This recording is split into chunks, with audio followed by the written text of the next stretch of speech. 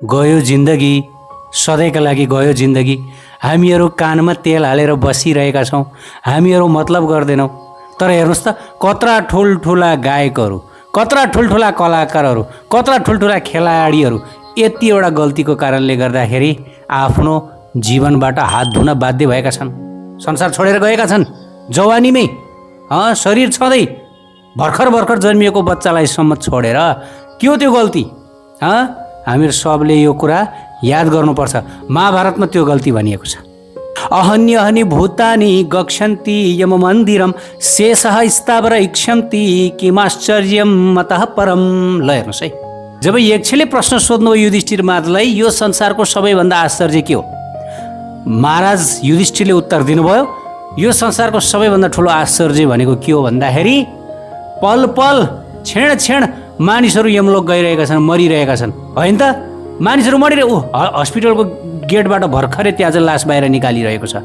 भर्खरै आफ्नो आफन्तमा कोही मान्छे मरेका छन्, हजुरबाउ मरेका छन्, जिजुबाउ मरेका छन्, मरामरै छन् नि, होइन मान्छे त हामीले देखिरहेको छौँ। तर पनि जो जीवित रहेका छन् ती जीवितहरूले चाहिँ विचार गर्छन् रे, म चाहिँ कहिले पनि मर्दिनँ। हो कि होइन? हामी यसो विचार गरौँ त, हामीले कति आफ्नो अगाडि भर्खरका मान्छेहरू मरेको देखिरहेका छौँ। भर्खरका सँगै हामी एकछिन हिँडेको थियौँ, एकछिन उहाँ पर जाँदाखेरि त छैन त्यो मान्छे। ल हो कि होइन? यो भइरहेछ कि छैन? हो, आश्चर्य नै यही हो। हामी सँगसँगै कतिजना मानिसहरू मरिसकेका छन्, पशुपति आर्यघाट गइरहेका छन्, कतिको हाम्रो आँखै अगाडि शरीर जलिरहेको छ, पटपट फुटिरहेको छ जलाउँदाखेरि। होइन, त्यो आर्यघाटमा हामी देख्छौँ नि। तैपनि हामीहरू जो जीवित छौँ, हामीहरू सोध्छौँ कि ओहो म त मर्दिनँ भन्ने। हामीलाई त्यो लाग्छ कि यो संसार छोडेर म जानु पर्दैन भन्ने। यो संसारको सबैभन्दा ठुलो आश्चर्य र गल्ती नै हाम्रो यही, हाम्रो गल्ती नै शास्त्रमा भनिएको छ।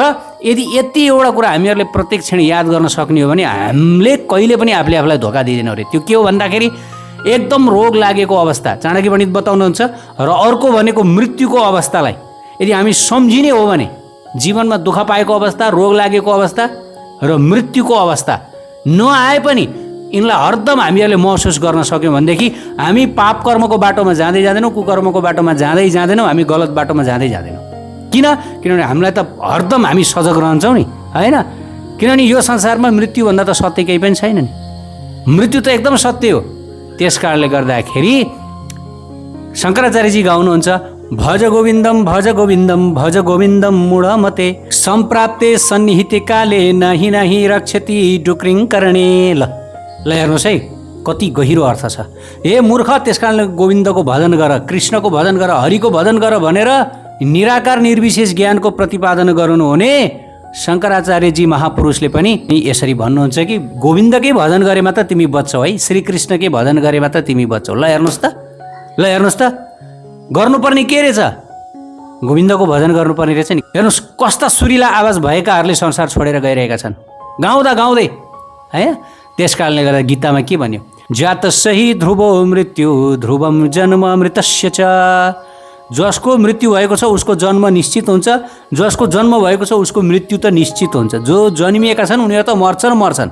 हामीहरू कोही पनि यो भ्रममा नपरौँ कि म मर्दिनँ भनेर। हामी सबै मर्छौँ र त्यो मर्ने दिनलाई हामीले चाहिँ सम्झिनुपर्छ कि म पनि मर्छु है, म पनि। हेर्नुहोस्, यो संसारमा हरेक व्यक्ति म पनि मर्नुपर्छ है, एक दिन म पनि मर्नुपर्छ भनेर मनमा यति मात्र हामी सोच्न सक्छौँ भने हामी कति ठुल्ठुलो पाप कर्मबाट बच्छौँ। हामी पाप कर्म गर्नु, मलाई मर्नु छ हो, मलाई मरेर त्यही बाटो जानु छ कि त्यही न्यायको बाटो जानु छ, होइन? म किन यो गलत काम गरेर आफ्नै खुट्टामा बन्चरो हान्ने भनेर हामीले सोध्छौँ। त सही काम के हो त जीवनमा गर्नुपर्ने काम? नरोत्तम ठाकुर महाशय भन्नुहुन्छ, हरि हरि विफल जन्म गोइनु मनुष्य जन्म पाया राधा कृष्ण न भजिया। मनुष्य जन्म पाया राधा कृष्ण न भजिया। जानिया सुनिया विष खैनु हरि हरि विफल जन्म गोआइनु। हेर्नुहोस् कति गहिरो आचार्यको बाणी हेर्नुहोस् त, हरि हरि, हे कृष्ण, हे हरि, मैले यो जीवन बेकारमा गुमाएँ, बेकारमा निरर्थक गुमाएँ। नरोत्तम ठाकुर महाशयले गुमाउनु भएन, उहाँ त सिद्ध पार्षद हुनुहुन्छ, हाम्रो लागि भन्दै हुन्छ। हामीले गुमाएका छौँ, हामीले गुमाएन नि त, खोइ हामीले भजन गऱ्यौँ। मनुष्य जन्म पाया राधा कृष्ण नभजिया। यस्तो देव दुर्लभ मानव जीवन पाएर पनि राधा कृष्णको भजन गरेनौ रे, ल गयो जिन्दगी तिम्रो, बर्बाद भयो तिम्रो। तिमी कुकुर बिरालो मरे जसरी मर्यो, जसले राधा कृष्णको भजन गरेन, हरिको भजन गरेन, कुकुर बिरालो मरे जसरी उसको जिन्दगी गयो। ल होइन, ल हेर्नुहोस् त, त्यो कुकुर बिरालो मर्नु तिमी मर्नुमा के फरक भयो त? ठुल्ठुला गायक कलाकारहरू, हिरो हिरोइनहरू मर्छन्, होइन, नेताहरू मर्छन्, के फरक भयो त? ए बाबा, मनुष्य भएर जन्मियो, देव दुर्लभ देवताहरूले पनि यो मनुष्य जीवन पाउनको लागि तपस्या गरेर बसिरहेका छन्। उनीहरूले देवलोकको जुन चाहिँ त्यो ठुल्ठुला भोग ऐश्वर्यहरूलाई पनि छोडेर उनीहरू मनुष्य भएर जन्मन पाइयोस् भनेर चाहिँ उनीहरू लाइन लाएर बसिरहेछन्, तर पाइरहेका छैनन्। हामीले पाइरहेका छौँ मनुष्य भएर जन्मन, तर हामीलाई भजनमा रुचि छैन, राधाकृष्णसँग मतलब छैन, गौराङ्गसँग मतलब छैन। किन भजन केलाई चाहियो, के को लागि चाहियो? मलाई किन राधाकृष्ण चाहियो, किन राधाकृष्णको प्रेम चाहियो? छैन, जीवनको केही मतलब छैन। म मरेर कहाँ जाने हो, कुन ठाउँमा जाने हो? छैन। त्यो कसैले भने पनि त्यसको मतलब हुँदैन, भने पनि मतलब हुँदैन। घडीको सुई घुमिरहेको छ, कुन बेला हामी मर्छौँ थाहा छैन। वृन्दावन हामी आउनु चाहँदैनौँ, एकचोटि राधारानीको दिव्य धाम कस्तो रहेछ भनेर दर्शन गर्न पनि हामी आउन चाहँदैनौँ। मेरो काम छ, मेरो अफिस छ, मेरो यो छ त्यो छ। अरे तिम्रो फुर्सद मिल्छ जुन दिन तिम्रो काल आउँछ, तिम्रो मृत्यु हुन्छ, त्यो दिन तिमीलाई अवश्य फुर्सद मिल्छ। आर्यघाटमा आनन्दले तिमी आराम गर्न पाउँछौ, तिमी सुत्न पाउँछौ। अरू बेला तिमीलाई कहिले पनि फुर्सद हुँदैन। न नाम जप्न फुर्सद हुन्छ, न राधा कृष्णको लीलाको चिन्तन गर्न फुर्सद हुन्छ, न सत्सङ्ग गर्न फुर्सद हुन्छ। यहाँ चैतन्य महाप्रभु चाहिँ भन्नुहुन्छ कि साधुसँग सर्वशास्त्र कहे, लव मात्र साधुसँग सर्वसिद्धि है। कि साधु भक्तहरूको सत्सङ्ग गर्नु, रसिकहरूको सत्सङ्ग गर्नु, किन थोरै मात्र पनि रसिक भक्तहरू, साधु सन्त भक्तको सत्सङ्ग गर्नाले सर्वसिद्धि मिल्छ, जीवन सफल बन्छ। हामी सबै एक एक सेकेन्डको त्यो जुन साधु भक्तको सङ्गतले हामी सबै जति पनि भक्त भक्तिनीहरू छौँ, हामी सबैको जीवन कसरी बदलियो, त्यो एक एक सेकेन्ड, त्यो एक एक मिनट, त्यो एक एक निमेष साधु भक्तहरूको सत्सङ्गले गरेर। उहाँहरूसँग भेट नभए भए सायद हामी अहिले नालीमा मुख डुबाएर बसिरहेको हुन्थ्यौँ होला। त्यस कारणले गर्दा हेर्नुहोस्, यो संसारमा कोही पनि बस्न पाउँदैन। तपाईँ जतिसुकै ठुलो हुनुहोस्, जतिसुकै धनी हुनुहोस्, तपाईँ जतिसुकै प्रसिद्ध हुनुहोस्, तपाईँ यो संसार छोडेर जानु पर्छ। यो संसार तपाईँको घर होइन। त्यस कारणले गर्दा जुन ठाउँमा हाम्रो घर छैन, जुन ठाउँमा हाम्रो वास्तविक नाता सम्बन्ध छैन, जुन ठाउँमा हाम्रो कोही पनि छैनन्, हामी यो ठाउँमा किन यी भ्रामक कुराहरूको खोजी गरेर हामीले आफ्नो अमूल्य समय बिताइरहेका छौँ?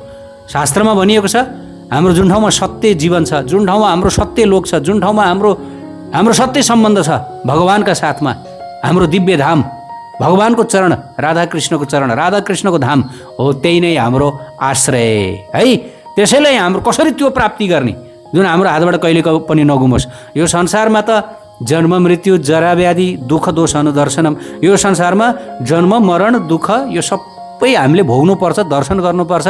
बडा पीडादायी छ, दुःखदायी छ, कष्टदायी छ है। त्यस कारणले गर्दा सबभन्दा उत्तम आफू जीवित छँदै आफ्नो जाने ठाउँ पहिल्याएर चिनेर त्यसको लागि साधन भजन गर्नु, त्यसको लागि साधु सन्तहरूको मार्गमा हिँड्नु, त्यही नै हो जीवन। यस फागुन महिनामा श्री वृन्दावन धाम यात्राको लागि हामीसँग सिट सीमित भएको जानकारी यहाँहरूलाई गराउन चाहन्छौँ। कृपया यहाँ भिडियोमा दिएको नम्बरमा तुरुन्त सम्पर्क गर्नुहोला र साथै आफ्नो seat booking गरिहाल्नुहोला। Radhe Shyam.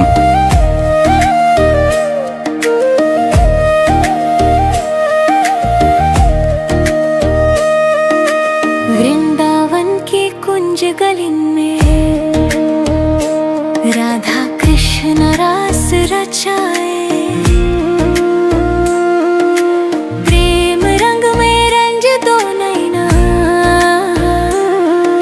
अधारों pay मुस्कान सजाए। राधे राधे जपते श्याम श्याम श्याम में राधा खोई, अमर प्रेम